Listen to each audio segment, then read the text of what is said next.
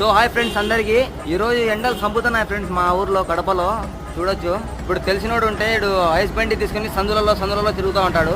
ఇప్పుడు నాకు కానొచ్చినాడు. ఇప్పుడు పలుగా తీసుకుందాం, ఎలా తయారు చేస్తాడో చూడండి. ఇప్పుడు వీనికి నేను చిన్నప్పటి నుంచి చూస్తాను. వీనికి రాజస్థాన్ వాడు, మా తెలుగు భాష రాదు వీనికి, అంతా హిందీలోనే మాట్లాడాలా.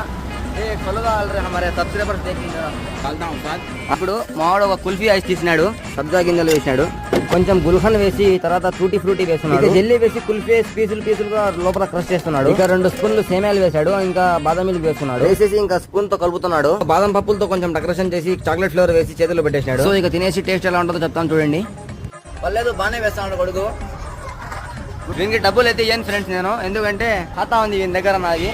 ఇంతకు ముందు 70 రూపీస్ ఎలా, ఇప్పుడు 50 రూపీస్ 20 రూపీస్ అంతా ఇంకి 120 రూపాయలు బాధ మీద జరుగు. సో ఫ్రెండ్స్ అప్పు తీసుకుని డబ్బులు ఇచ్చేంత వరకు అడగడు, చాలా మంచోడు. సో వీడియో నచ్చితే సబ్స్క్రైబ్ చేసుకోండి. ఇంకా నెక్స్ట్ వీడియోలో కలుద్దాం. బాయ్.